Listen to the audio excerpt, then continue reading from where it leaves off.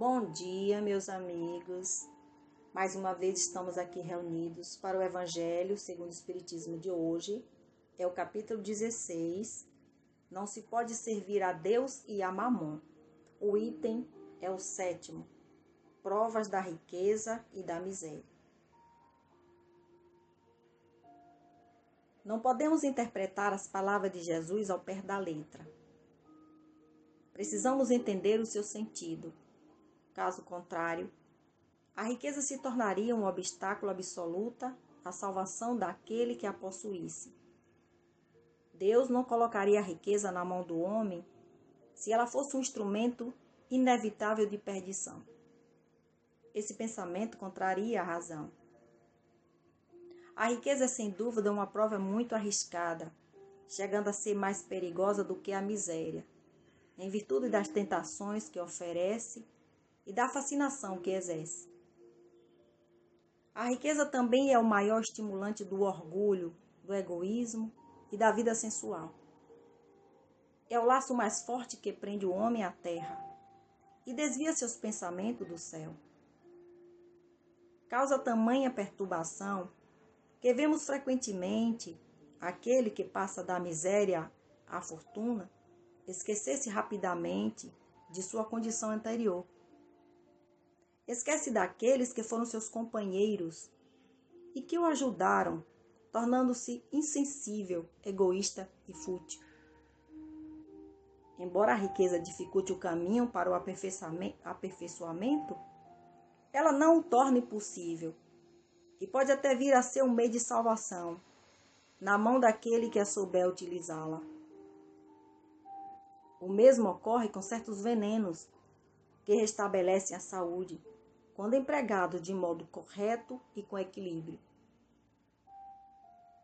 Quando Jesus responde ao jovem que o perguntava sobre os meios de alcançar a vida eterna, você deve desfazer-se dos bens que possui e depois me seguir?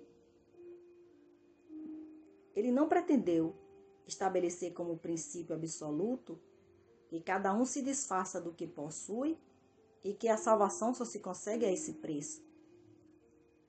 Pretendeu apenas mostrar que o apego aos bens terrenos é um obstáculo à salvação.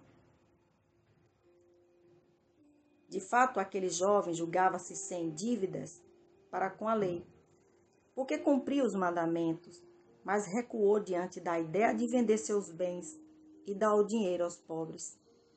Seu desejo de alcançar a vida eterna não ia até o sacrifício de abandonar os bens que possuía. A proposta de Jesus era uma questão decisiva, com o objetivo de colocar às claras o verdadeiro pensamento do jovem.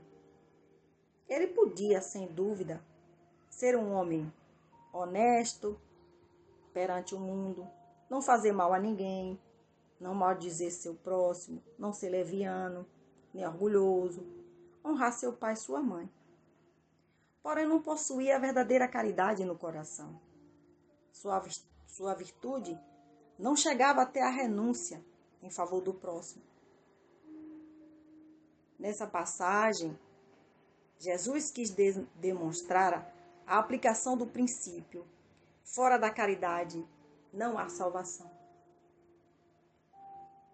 Se a riqueza é a fonte de muitos males, se estimula tantas paixões nocivas, se provoca tantos crimes, não é a ela que devemos culpar, e sim o homem que dela faz mau uso, assim como faz mau uso de todas as dádivas que recebe de Deus.